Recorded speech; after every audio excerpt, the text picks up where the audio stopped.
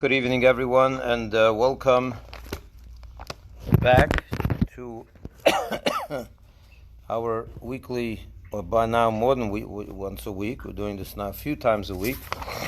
Okay, I have another friend who wants to join. I'm sending him a link.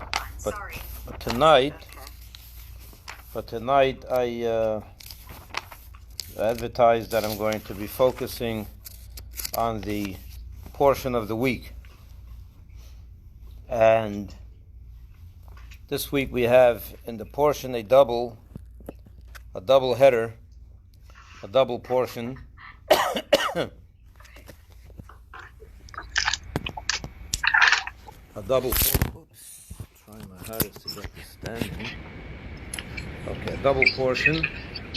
So I'm going to focus in tonight on one verse of the Torah's. Of the portion of the week, and I'm going to elaborate on it as best as I can. Hopefully we'll all learn something from it in real life.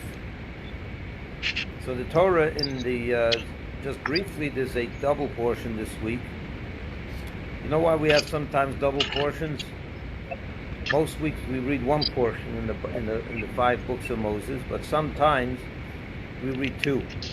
And the reason is because there are 52 portions in the Torah, and technically there are 52 weeks in the week, so that there are 53 portions, or 54, and there are 52 weeks, so that should be pretty much one per week. Problem is that when a holiday falls on a Shabbos, which happens many times, so that we don't read the weekly portion, we read a portion for the holiday.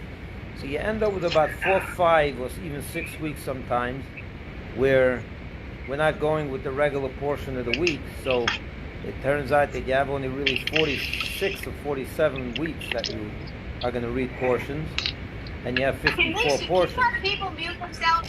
Rabbi. Yes, I'd like to ask that too. Everyone should mute themselves. Very important. Yes. Thank you. Rabbi, So, you can mute everyone. There's a lot of background noise. So just everyone mute yourself. How hard is that? For me to go now and do it. So therefore you have only really 46 or 47 weeks a year that you read a weekly portion, and there are 53 or 54 portions. So we have to double them up. This week is one of those double ups. And in the second portion in the second section, the second portion of this week is called Kedoshim, which is God enjoins us to become holy like He is, to emulate God and be holy. And in the portion, it talks a lot about how to be holy. And you'd be surprised to find out that the Jewish understanding of holiness is very different from others. But I want to zero in on one verse this week, and that is the famous verse, the famous injunction or the mitzvah to love thy fellow as thyself. Everyone heard that mitzvah before. Everyone heard of that verse. It's a concept, an idea that we mention many, many times, and we believe in it, and we try to live by it. But what does it really mean? Love thy fellow as thyself. How do you love someone as much as you love yourself? Is it even a possible thing to expect from someone? Is that an expectation that is realistic for people? To love thy fellow as thyself? It sounds like an idealistic thing that is good for the books, but not in real life. I mean, I'm going to make sure I'm going to take care of myself before I take care of others. If I make $100,000 a year in a salary, and I'm left over with $10,000 at the end of the year, I'm not going to split that $5,000 with someone else and say, "Here, go to a nice vacation," just like I go on a nice vacation, and give out gifts of $5,000 so that I'm going to buy a couch. I'm going to go to my neighbor and say, "By the way, you need a couch? Here, let me buy you a couch because I'm also buying myself a couch." What does this mean? What does as thyself mean? So I want to. So before I answer this question, Let me give you a little background on this mitzvah. What is this mitzvah and the commentary on it and so on. So it's interesting to note that Rashi, the classic commentator on the Bible, he quotes the great Rabbi Akiva. Rabbi Akiva is being quoted as saying that the mitzvah of love thy fellow is the cardinal rule of the Torah. This is the cardinal rule of the Torah. And in the words of the great Hillel, who lived before Rabbi Akiva, about 200 years before Rabbi Akiva, and he said Rabbi Akiva lived in the 2nd century. Hillel lived in the 1st century BCE, before the Common Era. So they lived 200 years apart. Hillel was famous for saying, the famous story in the Talmud, a convert came to him, or a non-Jew came to him, and said that he wants to become Jewish, he wants to convert to become Jewish. And he said to him, I want you to convert me and teach me the whole Torah while I stand on one leg. Which is a very, the Talmud tells the story that this person first came to the famous sage Shammai. And Shammai wouldn't have any of that. I mean, on one leg, are you kidding me? It's a lifelong endeavor. And here with chutzpah, you come and say, you want me to teach you? He didn't take the guy serious. He threw him out of the house, basically chased him away. He said, leave me alone, I got no time for this. So he said, I'll go to Hillel's house. So he went to Hillel's house. And Hillel, he knocked on his door and said, I want you to convert me, a great sage, and I want you to teach me the Torah while I stand on one leg. So Hillel didn't throw him out. He didn't lose his patience with him. He told him the famous words, don't do unto others what you don't want done to you. Basically, the mitzvah, love thy fellow as thyself. And he said, that's the whole Torah. The rest is commentary. The rest is commentary. So he taught him the whole Torah while he stood on one leg. And he said, the rest is commentary, which in itself needs some understanding. The rest is commentary. How is, for example, what's in the rest? What is the rest of the Torah? All the other commandments. For example, keeping kosher or keeping Shabbos. How is that a commentary on love thy fellow as thyself? Which it's, that needs some understanding too, and I can spend more than 1 hour on this topic. Obviously, it deserves many hours to discuss this, but let me share with you some basics. So Rabbi Akiva, 200 years after Hillel, said that this is the rule, this is the rule, the cardinal rule of the Torah. Okay? Now, who is this Rabbi Akiva? Rabbi Akiva was a famous sage. Most have heard of him. But I'll tell you a little bit about him, some history about him, because he gives you a better picture of what he's teaching us. Rabbi Akiva started learning Aleph Beis. You know what Aleph Beis is? The Hebrew alphabet. He knew nothing. He was a complete ignoramus till he was 40 years old. He started learning how to read Hebrew when he was 40 years old. How did this happen? So there's a history. He was a shepherd boy. He grew up in the house of a shepherd who himself was an illiterate and knew very little. So he, therefore his father didn't send him to school. His father probably never went to school. So he didn't send his boy, Akiva, to school. And he turned him into a shepherd. And in his town, his name was Kalba Savua, a rich man, a very wealthy man. And this Kalba Savua had a daughter. Her name was Rachel. And Rachel was the daughter of an aristocrat, and a very, she had a great promise ahead of her, and she could have gotten any husband she wanted in town, and she put her eyes on Akiva. She liked Akiva because she saw in him a decent man, but not just a decent man. She saw something really deep and special in him. Although he knew nothing, and he was shepherding flock and his goats and sheep and whatever, but she saw something in him. And she told her father the good news. One day she comes home and tells her father the good news. I'd like you to meet my new fiancé. And who's your fiancé? He says, Akiva. Akiva? That shepherd man? Are you kidding me? And he was so angry that he disowned his daughter. And he removed her from his will, and he said, if you go and marry him, you have nothing to do with me anymore, not with my estate, not with me. And Akiva, she marries him, and they starve. They are poor, poverty-stricken.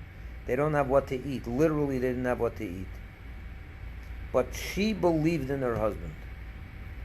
And she encouraged him and said, if you want, you will succeed. And you can even at this advanced age, he was young, he wasn't old, but he was not a child and not an adult, he wasn't a teenager anymore, he was a married man, and she knew nothing, but she encouraged him. And he wouldn't have it, he didn't believe in it, he didn't believe in his ability to learn and grow into anything. So he was just, living life, just passing day after day, but honest and pure. One day, the Midrash tells us, sages tell us, he was walking, the story goes, he was walking and he was shepherding his flock, and he came to a stream of water, a little waterfall, and he saw that it wasn't a waterfall, it was a drip. Water was dripping, just drop after drop. And this went on for years, it must have gone on for years, till he saw that in the stone there was like a little, that the water had penetrated and cut into the stone, just one drop after the next. And that caught his eye, it caught his attention. He said, wow, one drop at a time can penetrate a stone. She couldn't believe it. So he said, you know what? Maybe my wife is right.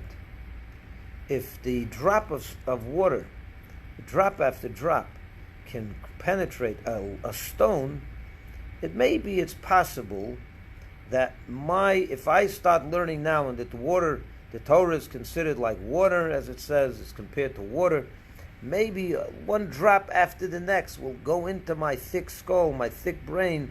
It can penetrate me too, and I can also it can soften my brain, and it can soften my heart, and maybe I could learn and become something. So he came home and he told his wife what he had just seen and what he learned from it, and she said, you're 100% right, go for it. And the story goes, believe it or not, that his wife told him, go learn Torah, you go to the great sages, and he left home for 12 years. He left home for 12 years. Could you imagine? He left home for 12 years. You imagine today a husband leaves for 12 years. If he leaves for 12 days, it's a crisis. But he left for 12 years, and then he came back, and he succeeded. He came back, and she was the ridicule of town. Not only did she marry this misfit and this nobody and this guy that's not capable of much, but he's now left her for 12 years. It was ridiculous. So he comes home and he overhears her speaking to a neighbor. Listen to this. What was the conversation? He overhears the neighbor mocking his wife Rachel. How did you let your husband leave for 12 years? What kind of husband is he? What kind of wife are you? Are you a shmata? You're his rag. What do you let him get away with this? Let him go off to learn for 12 years. So he overheard, listen to this, and this is a little difficult to understand and appreciate, but try your best. She said that he overheard her say to the neighbor, if my husband would ask me, and this was at the end of 12 years, he came back home, he's now listening behind the door. He hears his wife say, if he would ask me if he would want to go for another 12 years, I would let him go for another 12 years. He heard that, he didn't even go into the house. He made a U-turn and went back to the sages and stayed for another 12 years. Now you ask, come on, go in, say hello, eat one dinner with your wife, say thank you, say, ask how the kids are doing. No, he left. He probably knew that if he would go in, he would never come out. You know what I'm saying? So with the kids, the this, the that, the responsibility. His wife gave him the permission, he overheard, he left, and that was it. After 24 years, now another 12 years came back. Now he's the great sage. He amassed a great following of 24,000 students. And he became the greatest sage in Israel. And he came back now after another 12 years with 24,000 students. And when he came back, the story goes that his wife came out and she was ready, and they didn't know who she was, and they were going to rush, get her away, move away. The great Rabbi Akiva is going, what are you getting in the way, right? And his wife, Rabbi Akiva, said the famous 4 words in Hebrew, but I'll translate it. What is yours and what is mine is all hers. Whatever I have and whatever you have is really hers. And he brought her this beautiful tiara that she had for her, that said, I think, a tiara of Jerusalem on it, and he gifted it to her, and he became the great, famous Rabbi Akiva. Now, he had 24,000 students. And there's a terrible, terrible story that happens with these 24,000 students. We find ourselves now in the period of time in our calendar called the counting of the haomer. Between Passover and the next Jewish holiday, which is Shavuot, which will be in June, there's a period of 6-7 weeks that we can call, it's considered the time of the counting of the haomer. And Jews are known not to make weddings during this time, not to make bar mitzvahs with music, no celebrations during this time, because we mourn. It's a time of mourning. I don't know if you know this, and I'll tell you why. The reason we mourn is because the Jewish people lost, it says, a terrible pandemic, right?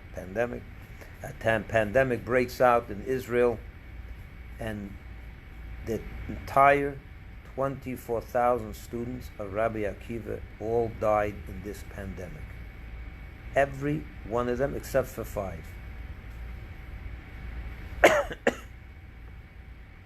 Or even better yet, it's even possible, and I have to check this, it could be that all 24,000 died, and then he started all over again and raised another 5 master students that continued the Jewish tradition which came to our time. But either way, 24,000 minus 5, or an entire 24,000, all died in this plague. And when did this plague strike? Between Pesach and Shavuos, during this time when we count the haomer, when we count our days to Shavuos. And that's why it became a time of mourning. And our sages in the Talmud tell us, why did they die? What happened? Was this a punishment? Was this what went on here? And the sages answer that they did not respect each other the way they should. Lo nahagu kavod ze bazeh. They did not show respect for each other. And this is no joke. Could you imagine 24,000 die because of this? So this, we need to understand this a little bit. And the big question, the real question is, you're talking about the students of Rabbi Akiva. On the one, to begin with, they're holy people. To be a student of Rabbi Akiva, you had to be something of note. You had to be some special person. So they were, to begin with, already on a higher level of spirituality and so on. But on top of that, they are the students of Rabbi Akiva. And what was Rabbi Akiva's greatest lesson in life? What was his great teaching? I just mentioned it to you earlier. He taught that the mitzvah to love thy fellow as thyself is the most important rule of the Torah.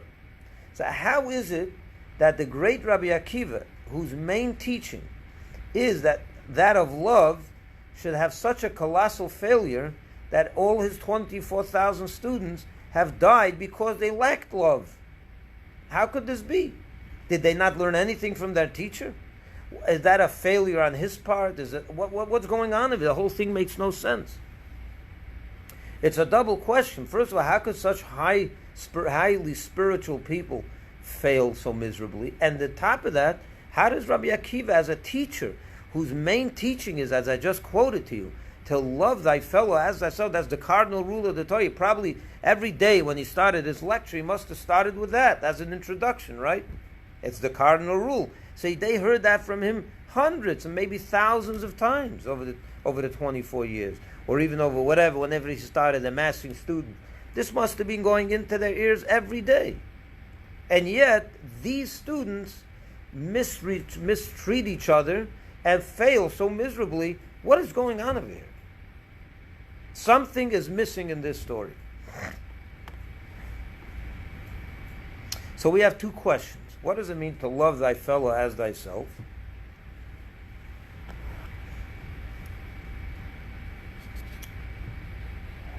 Anyone, I'm going to open the, if you want, you can unmute yourself for a minute.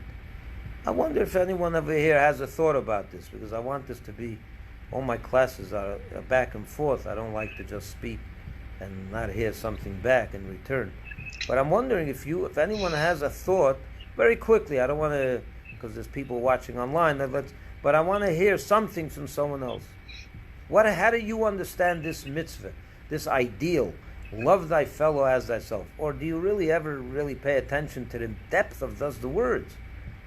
Is it possible to love someone else like you love yourself? I can understand loving my children as I love myself, maybe even more than myself. I can love my spouse as I love myself. But how can I love a stranger who I never even saw? Could you imagine you go on an airplane and there's 200 other people sitting there, and the Torah commands you to love everyone like yourself on that airplane? What is this a serious expectation? Or there was just lip service? We just say it because it sounds good, but no one really takes it serious. But the Torah is serious. Rabbi Akiva was very serious. So what does this mean? Quickly. So, Rabbi, when I'm on an airplane, I'll make an analogy to Who's what talking? you just said. My name's Mark Cohn. Hi, Mark. Hi, Rabbi. So when I'm on an airplane, when I get on and get seated and everybody's seated, what I do is I pray for the safety of everyone on the plane, that they should have a smooth and uneventful flight, because that's what God wants. That's what for what? all of us. That's what God wants. God wants you to pray for everyone. I can accept God that. wants us. No, God wants us to think about everyone for their safety and well-being. So that's the way you're interpreting. I make it an analogy to what you said about on an airplane. So what God wants is for us to treat everyone as God treats us. So, for example, God gave you a good day in business today. You made $1,000. So let's say you had a good day in business. You made $1,000. So you should go now and treat everyone to $1,000. What does this mean? Let me try to understand this. I don't expect I'm not. What? It's esoteric. It's esoteric. Yeah, you can't. It's not. It's like trying to describe God. You can't. It's just an inner feeling. I get it. But it's more than an inner feeling. Love, let me tell you something about love. I'll let one more. Michelle, go ahead. Who was it? Came to mind when you shared about these 24,000 righteous spiritual students. What came to mind was they must have been very, very bright, very intelligent, and they may have had that feeling that they know everything, and they may know more than one another. And I think your ego gets involved when it comes to, it's on a higher meaning of love is that your ego doesn't, in your self-righteousness, you kind of put that aside to respect somebody, and even if they may not be right, the saying goes, it's you don't always have to be right. You know what? Let me tell you something, Michelle. You're onto something. Let me explain to you a few things. I appreciate that very much. All right, let me take back the mic. Here's what it is. Basically, love thy fellow as thyself has a practical application. If it remains esoteric, as you said, then it's not real. Love has to be real. When you say you love someone else and you're not ready to do something for that person, it's theoretical love. It's not real. If you say I love you, but I'm never ready to, I'll never help you in the house. What kind of love is that? If I love you, but I'm not willing to help you when you're hungry and give you something to eat. What kind of love is that? Love needs application. It has to be practical. So when the Torah says, every mitzvah in the Torah it's esoteric also, but it's very practical. Imagine someone says, there's a mitzvah to love, there's a mitzvah to keep kosher. What does keeping kosher mean? Not to eat bacon, okay? So someone's going to say, well, I'll eat bacon, but on some esoteric level I'll keep bacon. I won't eat bacon. But in a restaurant I'll eat bacon. Obviously that's not going to work. That's not the way we observe Torah and mitzvahs. We have to observe Torah and mitzvahs down here in this world. And we also have to appreciate the esoteric meaning of everything. Love thy fellow is the same thing. You have to appreciate the mitzvah of love thy fellow as a practical, it has to have practical application. So let me explain to you how it works. No, it doesn't mean that if you have $1,000 in your pocket, you have to give it to someone else as much as you have to spend it on someone else as much as you're going to spend it on yourself. That's not what it means. That's silly. That's not practical. God would never make expect people to do that, etc. What it does mean is, on a practical level, is as follows. You ever judge yourself? At the end of the day, you come home and you say, you did something very not nice that day, or you did something immoral, or you did something not good that you're not happy about. Could have happened, right? No one's an angel. We make mistakes. So imagine you did such a thing. And you come home, and before you go to sleep, you're looking in the mirror, you're brushing your teeth, and you look in the mirror and you say to yourself, that's despicable what I did. This one is okay, and the other one was not okay. Could you please, if you can, mute yourself, please? With the when I come to the class? Chaika, if you can mute yourself. Yeah.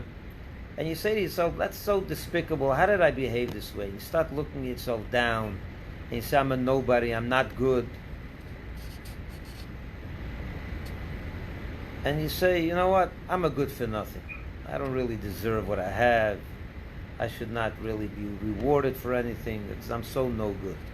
Or do you say to yourself, I know I did something wrong, but I'm still okay. I'm still a good person.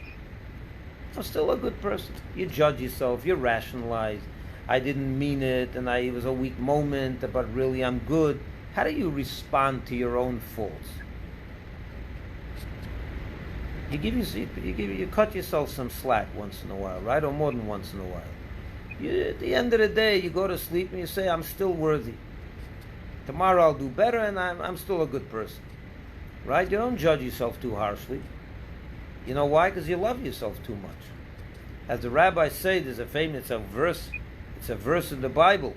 For on every sin, love covers. Every sin is covered by love, self-love. You can sin for 100 years, for 50 years, and you still love yourself. You rationalize, you look the other way, you say it's going to be better tomorrow. For yourself, you always have a rationalization. Do the same for someone else. Treat another person. When you see someone else stumbling, and you see someone else fell from grace, and did something despicable, even if it's really despicable, don't judge him negative. Judge him the way you would judge yourself. That is the practical application of love thy fellow like you love yourself. Judge him the way you would see him after his sin, the way you would see yourself after your own sin. How do you see yourself after your own sins? Not so bad. I'm still a good person. I'm still going to go eat breakfast. I'm not going to punish myself. How many times did you punish yourself for sins that you did? How often do you punish yourself? Hardly ever, right? Who punishes themselves? Punishment is in the hands of God, right? Judgment. Do you ever judge yourself? Even if you do judge yourself, the end of it, you say to yourself, I'm still a good person. Do the same for someone else. So that's the practical application. Of course, there's higher levels. You can reach higher and do even more for other people. But that's basic. And that's not so easy, by the way. We are judging other people all day long. You know that. Someone cuts you off on the highway. I hope he gets a flat tire, right? I don't know if you hope that. But you know what I'm saying. You're angry at that person. Or if he gets stopped by a cop, you certainly, he deserved it, right? After he cut you off, and you see a policeman stops him, You say to yourself, he deserved it, right? He almost made me have an accident. Or when you see someone being not so honest, so I hope it comes back to get him, right? What goes around comes around. I'm not saying we're evil, we're bad, but we judge people all the time. But yourself, you don't judge. When you cut someone off on the highway by mistake, yeah, okay, it's a mistake. You're not gonna say to yourself, "Well, I deserve that a cop should pull me over and not give me a ticket." No one says that about themselves. Treat someone else the same way you judge yourself. That's the basics. Now let's go to the students of Rabbi Akiva. Let's understand that story.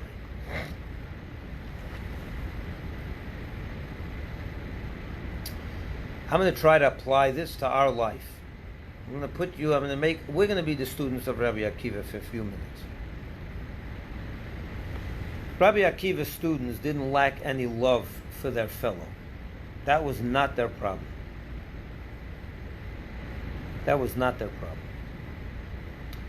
Their teacher taught them that love thy fellow is the most important teaching of the Torah. How could they not apply that in their life? They certainly did. But if you'll pay attention, the sages did not say that the reason they all died was because they didn't love each other the way they should have. It doesn't say the word love. It says the word respect. They didn't respect each other. What is the distinction? What is respect and what is love? Here's the distinction. Sometimes because you love someone else, you don't respect them. You say, Rabbi, how could that be? What does that even mean? Let me tell you what it means. Imagine you're sitting by a great teacher like Rabbi Akiva. And to you, Torah knowledge is at one of the highest, if not the highest, ideal, important thing in life, achievement, pursuit, etc. I want to lay down the groundwork here. To you, you're a student of one of the greatest teachers of all time, who has taught you to love your fellow as yourself is the most important teacher. And to you, learning from your teacher is the most important idea. And you now have in the same room 10 other students, or 24,000, whatever, let's say 10. 10 other students are in the room listening to a lecture, a Torah teaching, a Torah dissertation from the great Rabbi Akiva. And he speaks for an hour. And I'm going to apply this to life soon, to make it practical for us. But let's go to the study hall of Rabbi Akiva for a few minutes. Let's transport ourselves there for a moment. And you're there with another 10 students, and you're idealistic about your teacher, you're idealistic about Torah knowledge, you're idealistic about love your fellow. It's all true. And Rabbi Akiva just got through teaching a very important, deep, complicated Torah dissertation on some Torah subject. And Rabbi Akiva left the room, hoping that everyone understood him. Now we all know, when you have 10 Jews or 10 people, you have 10 opinions at least, maybe more, but at least 10, right? The words can come out of one Rabbi Akiva, and 10 people will understand that at the end. They all begin to re-talk and rehash, discuss what was just taught to them. They repeated it and tried to understand it better, and it turns out that all 10 of them had a different understanding of what they took it a little different. Each one took it different. Why did each one take it different? It was one lecture, the same thing came out of one person. How did 10 people get it 10 different ways? But that's life. We know that happens. And we all know that every subject could be understood in many different ways. Right? We all know that. I'm sure that the people listening now, you're going to go away tonight, and each one's going to take something else, understood it this way, understood it that way, the way your mind works, the way you have certain emotions, you're emotionally attached It's a certain way of understanding certain things. There's so many things that goes into this. So what happened at the end? So now let's say I'm a student of Rabbi Akiva and you're a student of Rabbi Akiva. And we're discussing what we just heard. And I hear that what seems to me, in my mind, you misunderstood his teaching. You misunderstood him. Because I'm convinced that I got it. We're smart, we're all smart. I got it. I understood what Rabbi Akiva said. It made sense to me. I love it. I'm passionate about it. And here I see you took a different message. I think you got it wrong. I think you misunderstood him. So what happened? I'm bothered by that. Why am I bothered by that? Why am I bothered by that? Because I love you.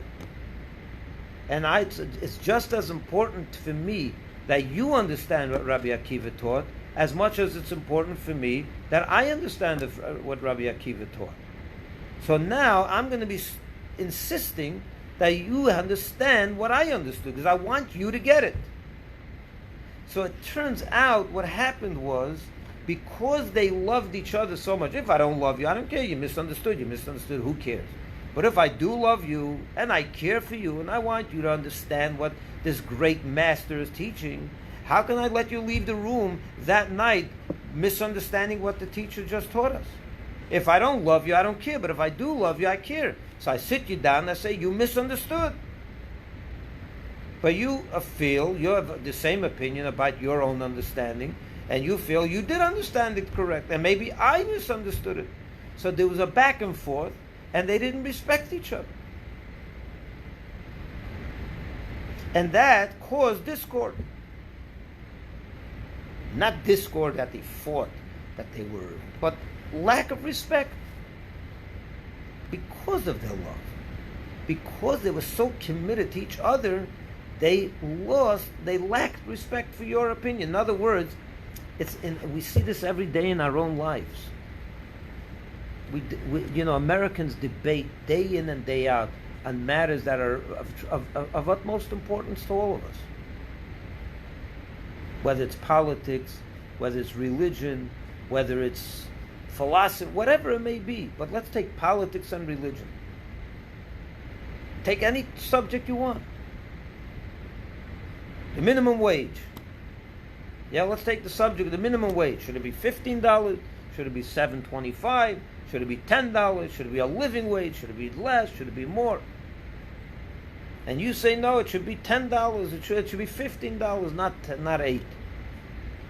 And someone else will say no, you're going to kill the economy if everyone has to pay such high price, the salaries. You're going to kill the economy. You're going to lose jobs.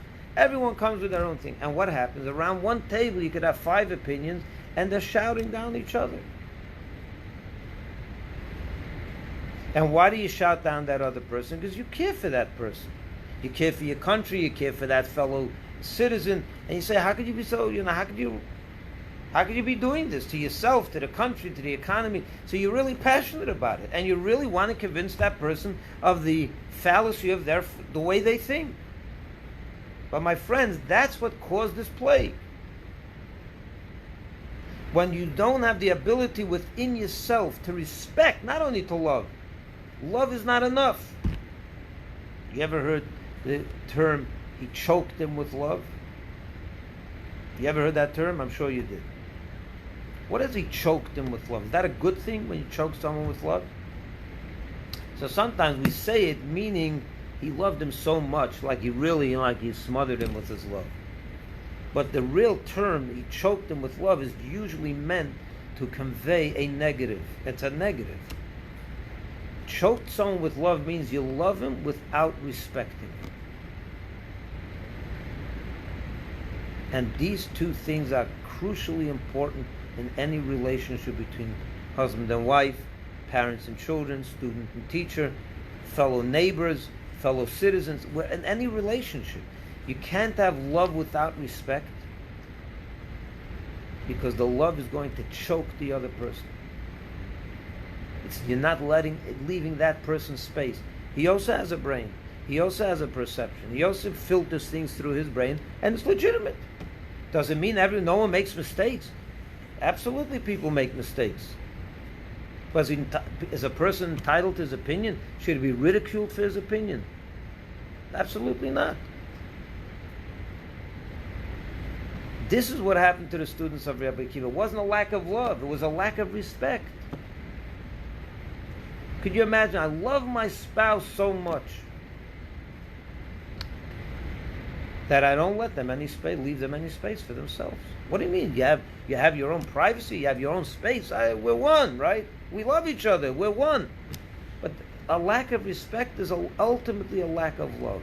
It will lead to a lack of love. Or you can't have one without the other. It will break the relationship. It will cause a plague, like it did in the times of Rabbi Akiva. And they suffer the consequences.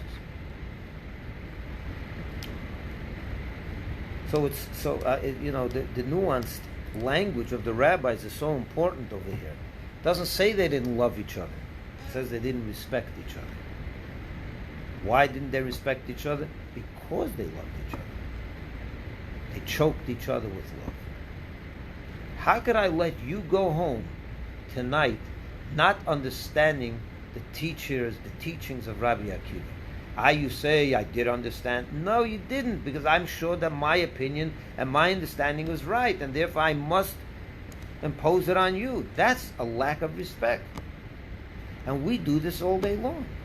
When I say we, I don't mean everyone here. I mean, this goes on every day in the discourse, in the political discourse, in the religious discourse, and I don't even want to get into the real, controversial things, but we can all apply it in our own lives. Trust me. You can find areas in your own life where you know that this is true. You have to respect another person. Respect is the most important ingredient in every loving relationship. And from Rabbi Akiva's students we learn this. The idea of respect more than love. From Rabbi Akiva we learn love. From the students of Rabbi Akiva we learn what the consequences are when that love is not properly applied. When you choke someone else with love, when you lack respect for that person. So in the days of the haomer now, this period of time that we're living through a very difficult period in the world's life, in the world's history, literally. This is a historical time that we're living through. In 100 years ago, and talk about the coronavirus, like we speak today about the Spanish flu, or other pandemics that struck and caused tremendous havoc in the world. We're living through that right now. I'm not hinting to anything. I'm not saying why this plague happened. I'm not even going there. Who am I to even say that? I'm not intimating. I'm not saying anything. I'm just learning lessons from the time we live in, which is the days between Sukkot, Passover, and Shavuos, which is a time of mourning over this very issue, a lack of respect for others. And this, my friends, is, when you talk about love thy neighbor as thyself, it's a very difficult mitzvah. It's a very difficult mitzvah. In fact, it's probably the most difficult mitzvah. Keeping kosher is a breeze compared to this. Because when you talk about human emotions, we're very subjective. We're very subjective. It's not easy to judge someone else like you judge yourself, or respect someone like you respect yourself. And therefore, the mitzvah, that's why Rabbi Akiva says it's a cardinal rule of the Torah. I want to mention another couple of things about this, which is very interesting. If you remember, I mentioned that Hillel, the sage that spoke to that potential convert, who said to him, convert me while I stand on one leg. And Hillel told him, the whole Torah is to respect your, what is the words? He said, don't do unto others what you don't want anyone to do to you. That's the whole Torah, and the rest is commentary. But most people, when they say the statement, they focus more on the first half of the statement, that the respect, that don't do unto others what you don't want them to do to you. That's the whole Torah. Rabbi Akiva added something. He said the rest is commentary. I want to explain that for a moment. What does he mean by the rest is commentary?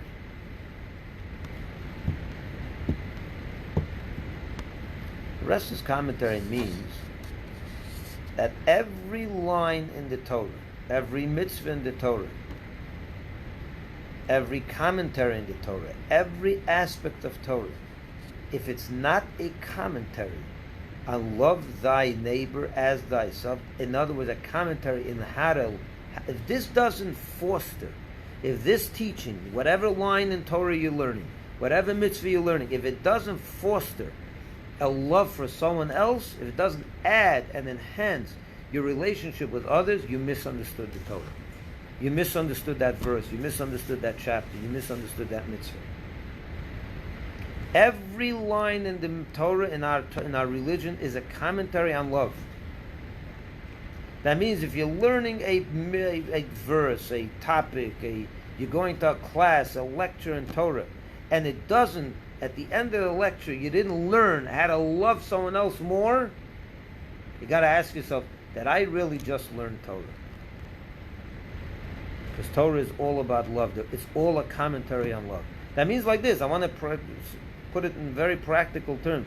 If you're learning, let's say, a lecture on the law, the mitzvah of lighting Shabbos candles, or let's say building a sukkah for Sukkot, and somehow you can't find in it a message how that leads you to love, it's something wrong. Now, it's not easy. Because seemingly a lot of these things, what has that got to do with love? What's love got to do with it, right? But the Torah is called a Torah chesed, a Torah of kindness, a Torah of love. If any mitzvah in the Torah does not, at the end of the page, it doesn't add up equal love, it's something wrong. You're not learning Torah. You're learning some philosophy, you're learning some ideas. It may be beautiful, but it's not Torah.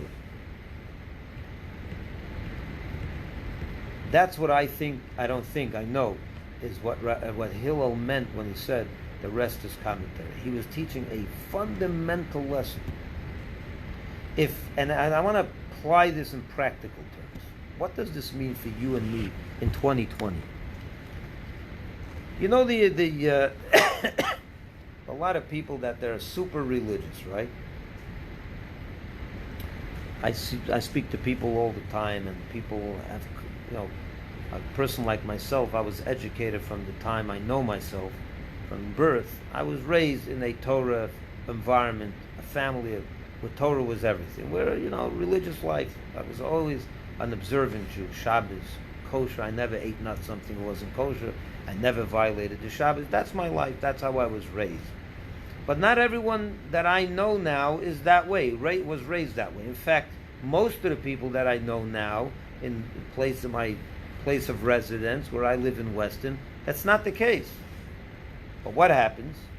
They either learn, they come, and they get inspired later in life. Let's say you're 30 years old, and you have an inspiration. You went to Israel, and you were inspired, and you come back, and you tell your spouse, do I have good news? We're going to now become kosher, and we're now going to turn our house upside down. We're going to keep Shabbos, and we're going to light Shabbos candles, and we're going to start becoming religious Jews or observant Jews. And your spouse, rolls their eyes and say, you were in Israel, but I wasn't. I didn't get that inspiration. Calm down, right? Or, take a Tylenol, go to sleep it off, and, we'll talk tomorrow morning. Tomorrow morning, you slept it off, and you didn't sleep it off. You're still inspired. You really want to do this. Your spouse is not so sure about it. What happens a lot of times, people become super religious on someone else's cheshbon, which means on someone else's account. And you choke that other person with your religious passion. And they're not ready for it. And it's too much for them. So what am I trying to say? What I'm saying is, if your religious inspiration, at the end of the day, it doesn't make you love your spouse more, if your spouse is getting tired of you and upset with you, and it's making a negative, it's causing a negative lack of love between you, or not just, maybe not between your spouse, it could be between brothers, it could be between neighbors, it could be between acquaintances, where you stop becoming judgmental. You know, I see this a lot of times. People, they become religious, they become observant, and they're later on in life, and then someone else is lagging behind. They're not so inspired. Your uncle, your nephew, your niece, who knows, a neighbor, whoever it is, an acquaintance. And you can't understand, how is that person not inspired? This is so beautiful. And you know what happens? You stop becoming judgmental about that person. That's what Hillel was saying. If your religious excitement doesn't equal love, if your Shabbos doesn't equal love, if your kashrut, your keeping, doesn't equal love, I don't know, there's something wrong, is what Hillel is saying. The entire Torah is a commentary on love. That means that every aspect of Torah and mitzvahs has to build relationships, not separate you from others. It's very important. Now this has, you have to balance this out. Does this mean that I have to wait for my neighbor to be inspired as I am and to start doing things, or even my own family members? No, but you have to do it in a way where you're not overwhelming your neighbor. You're the person that shares the same house as you do. You have to find ways, and that's the key here. You have to find it. Doesn't mean not to keep kosher. Doesn't mean not to keep Shabbos. But the challenge is on you to find a way where your Shabbos becomes a source of love, not, God forbid, a source of contention. This is extremely important. And that's what the meaning of this mitzvah is. It's the cardinal rule of the Torah. And if it's not applied in all your religious passion, where if your religious passion leads to discord, God forbid, and it's the opposite of love and respect, it may be a nice idea, but I'm not sure it's Torah. Torah is a Torah of kindness, of love. Every aspect of Torah must lead to love. And it's the challenge is on us to find a way, and there is a way. There is a way. Sometimes you have to go slow, sometimes you have to be patient. It's very nuanced and very broad, and you have to have a guide telling you how to do it and lead you in the right direction. And your inspiration has to be inspiring for everyone, not just for you. It doesn't mean that you have to do it only when other people don't do it, but it shouldn't be a source of contention for others. And it's not easy. Granted, I'm fully aware of that. It's very difficult sometimes. But that's the challenge. That's what the story of Rabbi Akiva's students teach us. Their love led to disrespect. There was a blockage between the feeling of the heart and the hands and everything else. And that's love. I'm not saying it's not love, but it lacks respect. And love without respect doesn't work. It's not Torah. It's not real. It may be real, but it's not practical. It's not the ultimate. So it's a lesson in love. So while we mourn these days, it's important not to just mourn, but to actually think this through. How does your religious passion, your religious life, make others feel better about yourself, about God, about Judaism, about religious life in general? How does it make you closer to them, not further? You know how many people are lacking this idea? They become religious and excited, and it separates them from society. It separates them from their family. It separates them from others. Now, sometimes the family members are a little stubborn too. Yeah, it's a two-way street. You have to really work at it. It's not a one-way. It's not always your fault. I'm not saying that. No, I want you to take that as take that from my words. But it's something that we desperately need to work on. And that's the meaning of this verse. Love thy fellow as thyself, said Rabbi Akiva. This is the cardinal rule of the Torah. Everything else is a commentary on it. And if we would just know how to apply that in life, I'm telling you, we would have a different world. If we know how to respect other people's opinion, because we love them. If you really love them, you would give them space. If you would really love them, you would never fight with them over an opinion. We can be passionate, we can be animated, we can be excited, but it should never, ever lead to disrespect of others. It's not always easy, I know that. If it wasn't easy for the students of Rabbi Akiva, how much more so is it difficult for us? But we got to learn the lessons. We have to apply them.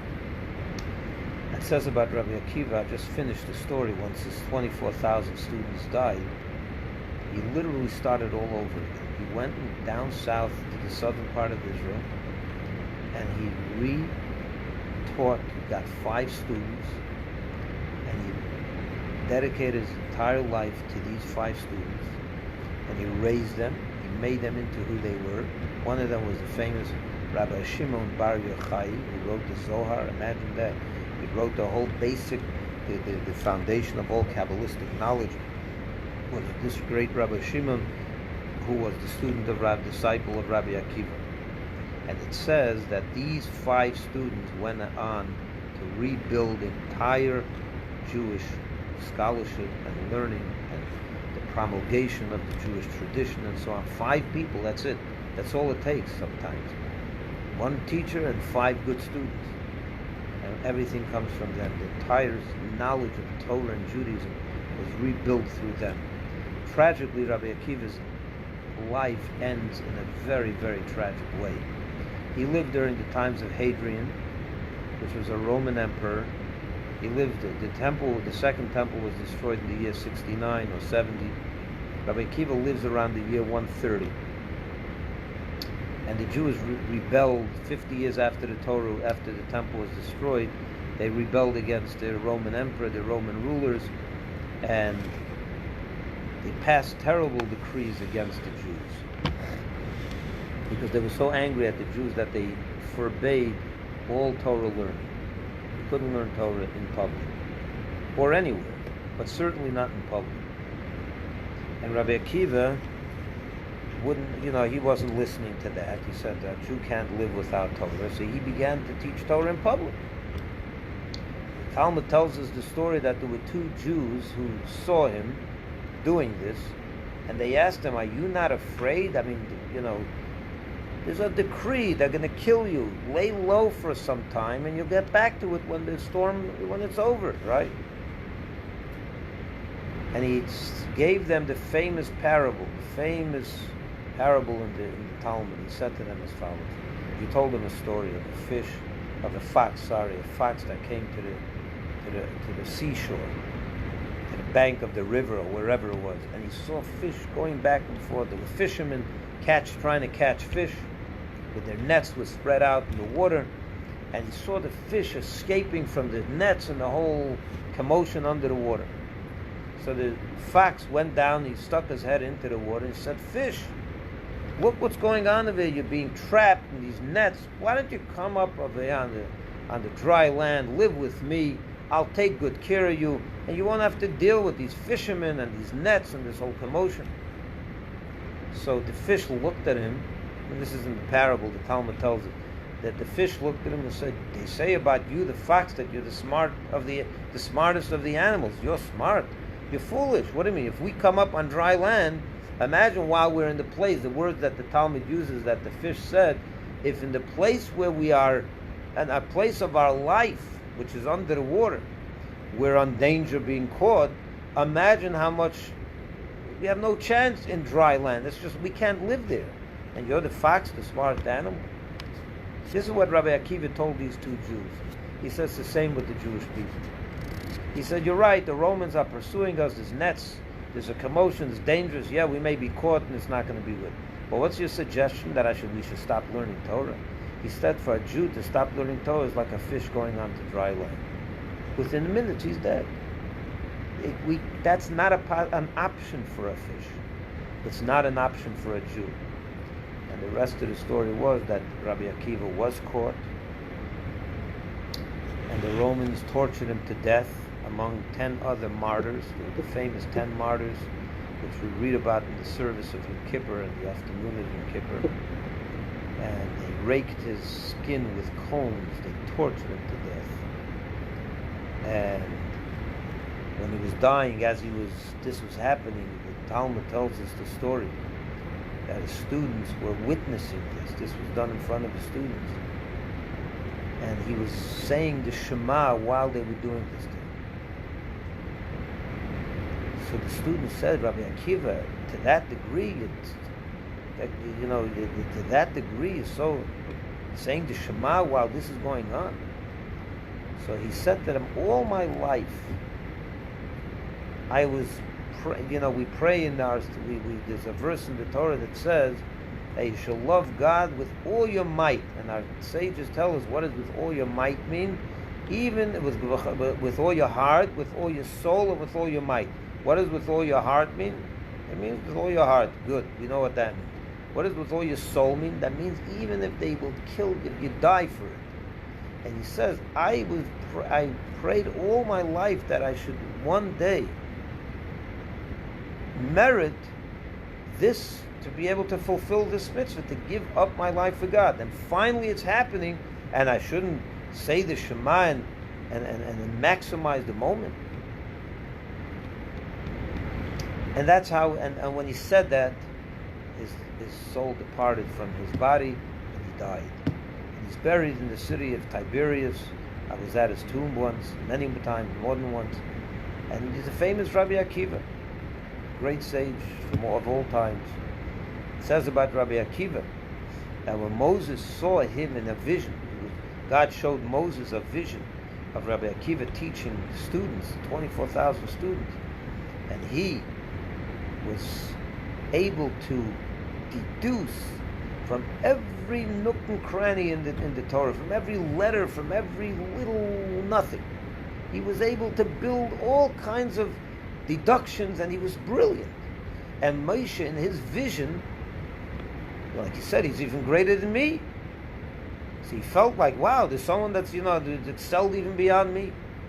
Until he heard him one day saying in one of his teachings, he said, the student asked him, how do you know this? He says, this we received from Moses from Sinai. So Moses, it says Moses he felt better, because even Rabbi Akiva, the great Rabbi Akiva, had to rely on the tradition of Moses. Okay. But the point is that the reason the the sages tell us this little anecdote is to point out how brilliant and how great Rabbi Akiva was. Now, I just want to conclude this lesson by saying, does this mean that we should long for a day that our lives are taken for God? Is that something to aspire to? What does Rabbi Akiva mean? Is that something we should look for? I can't wait till I die for God. Is that something? Doesn't sound right? That we should live for God. So the truth is that there were two. It says that there was Abraham, the first Jew, and there was Rabbi Akiva. Both were ready to give up their life. In fact, Rabbi Akiva did give up his life for God. Avram also was ready to give up his life for God. It says that he was thrown into a furnace and miraculously survived it when he was denying the idol worship of the time, and they got angry and they were going to kill him because he believed in God. And he came out untouched, unscathed on anything. He was ready for it. But Avram didn't search. He didn't long for the day he dies for God. He longed to live for God. If it necessitates that I have to give up my life for God, I'm ready for that. But that's not something he aspired. He didn't want that. Because we want to live. We're a culture of life.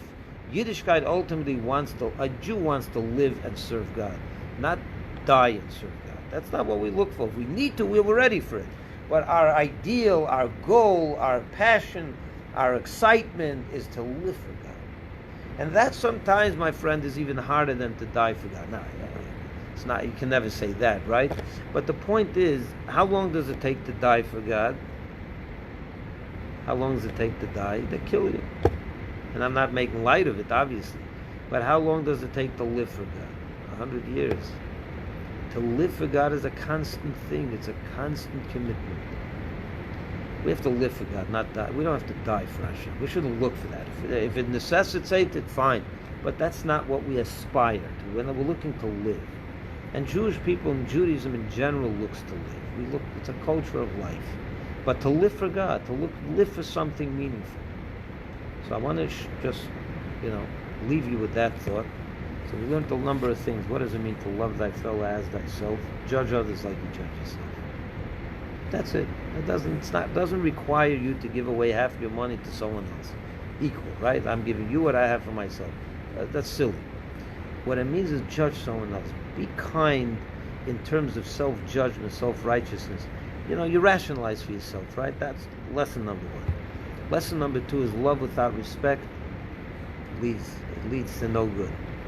It's not good. And that we have to apply in our life, in our relationships, in our encounters with others, especially in our day and age when politics and all these, we're ripped apart. We're so polarized.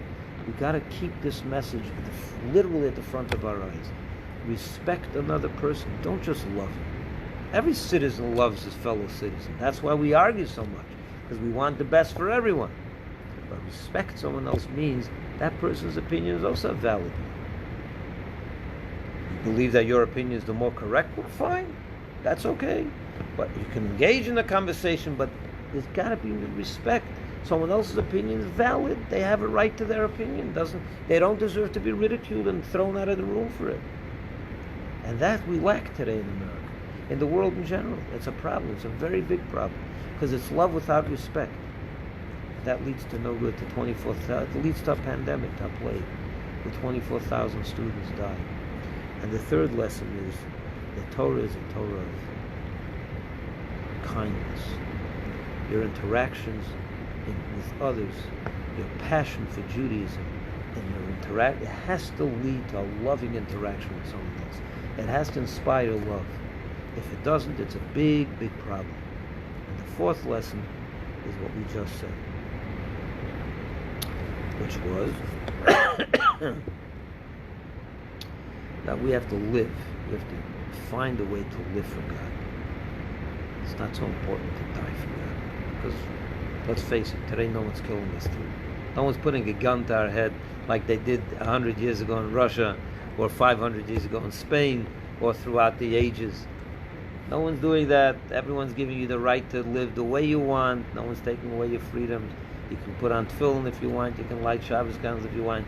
I don't think in the last 50 years, 70 years in America, anyone ever told you not to do that. No one alive today had maybe after those survivors, maybe not. But anyone that's 70 years and less never had a challenge to it. No one told him you can't do it. The only one that tells you can't do it is yourself. It's yourself. It's your inner voice that pulls you the other direction. There's no outer challenges anymore. None. There are challenges out there. There's a lot of distractions and all, but the real distraction comes from within. Live for God. Choose life. And do another mitzvah. Add some love to someone else. Bring someone else a positive message. Be there for someone else. Those are mitzvahs. That's how we live our life to the fullest. Go do it. And have yourself a wonderful evening. I'm going to give another class on Thursday night at 8 o'clock to conclude last week's discussion on the authenticity of the story of the Torah, the Sinai revelation. I wish you all come back. Until then, enjoy. Thank you for joining us today, everyone. Anyone have a question? Now is the time. You can unmute yourself. I'm ready to answer any question as long as it takes. Yes, sir. Rabbi.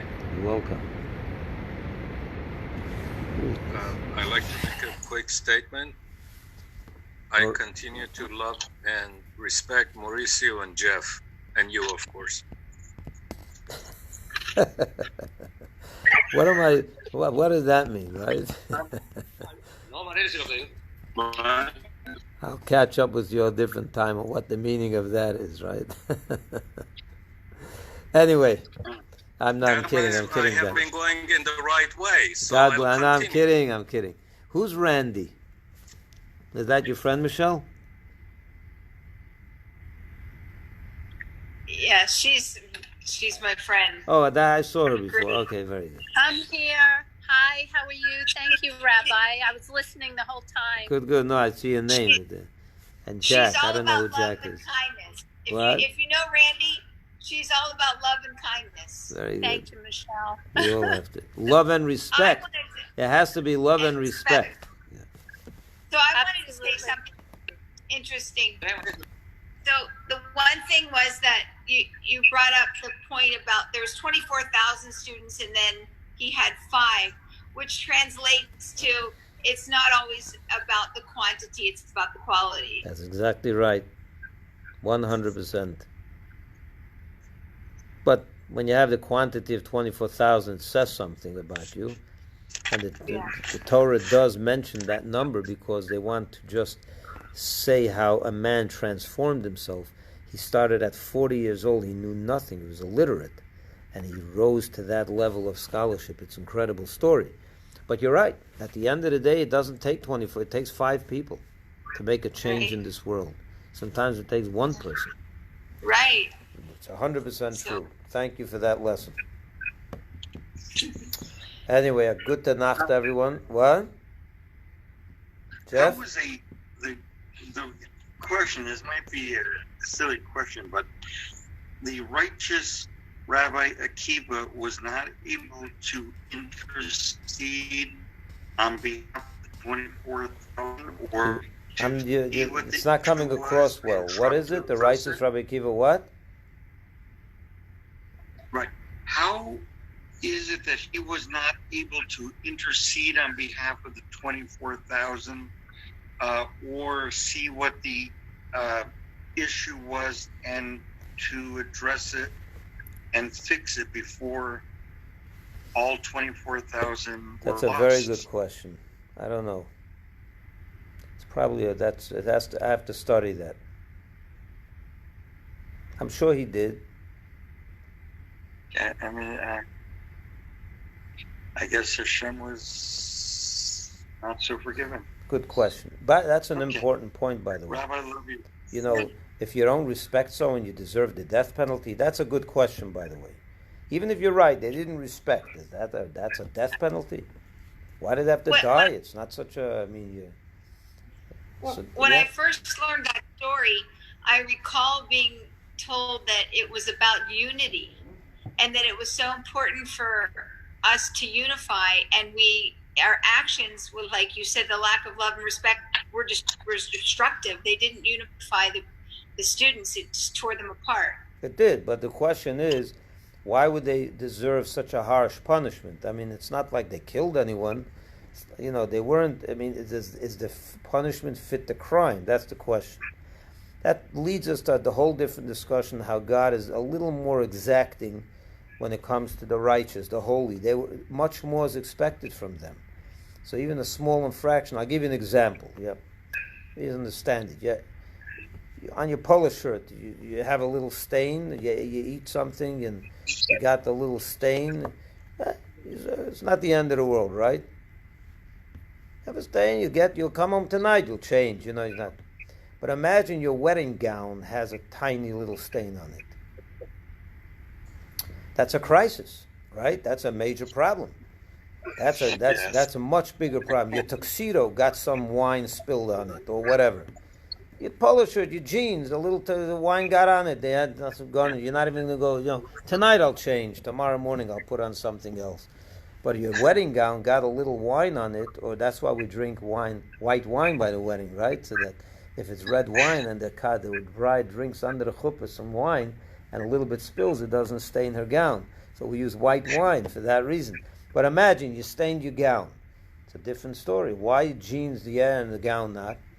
Because a gown is a wedding gown. It's a different thing. The same thing with people. A tzaddik is a tzaddik. When there's a blemish on a tzaddik, it's much more visible, much more noticeable, much more problematic. When there's a blemish on a regular commoner, God is less exacting, less, particular with that. But the tzaddik is the wedding gown of, in the metaphor. The wedding gown can't have any stain at all. Perhaps a reputation What? I was going to say, just because they do so much more doesn't mean that their behavior reflected it. Correct, but they were on a higher spiritual level, and that's why even the smaller refraction. If I don't respect someone, your regular person doesn't respect someone, God's not going to kill us. He's going to forgive. Well, he's not killing everyone that doesn't respect people. It doesn't amount to that kind of crime. But when you're talking about such holy people, the students of Rabbi Akiva, with so much more is expected of them, a small blemish is a much bigger problem. It affects them much deeper. I'll give you an example. If you have a scratch on your leg, you can live. It's not the end of the world. You put on a Band-Aid and you move on. What happens if you have a scratch on your brain? Now it's a problem. That's a much bigger problem. They were the brain. We're the feet. We're the legs. The hands, the feet. A scratch on the hand is not as detrimental as a scratch on the brain. She says, just a scratch. A scratch on the brain is brain damage, is a problem. That affects the whole life. So that's what it is.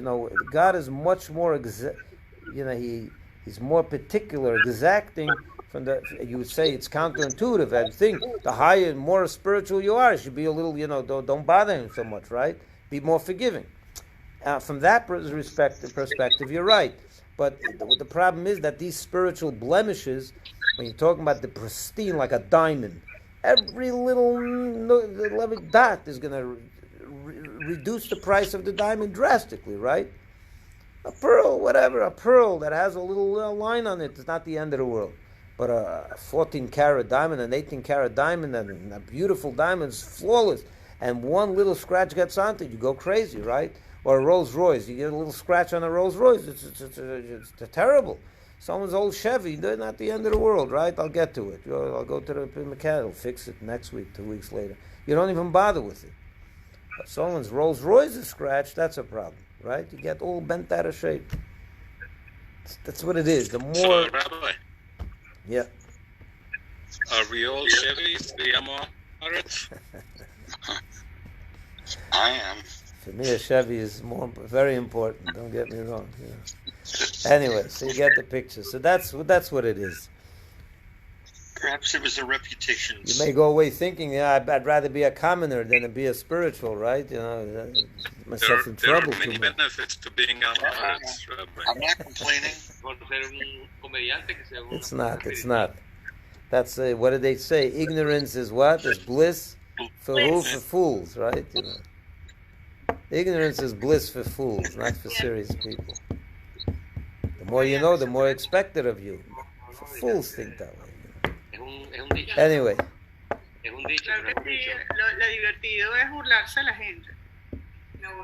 Anyway, have a wonderful evening, everyone. It's 20 after 9, 25 after 9. What? Laila Tov. Good night, everyone. In the morning. Hi, everybody. Yeah. Good night, everybody. Good night. Good night. Thank you. Thank you all for watching on Facebook. All the best to you. We shall see you. Great class, Robin. Thank you. Great class. Take care. Bye-bye. Bye-bye. Bye-bye, everybody. Good night.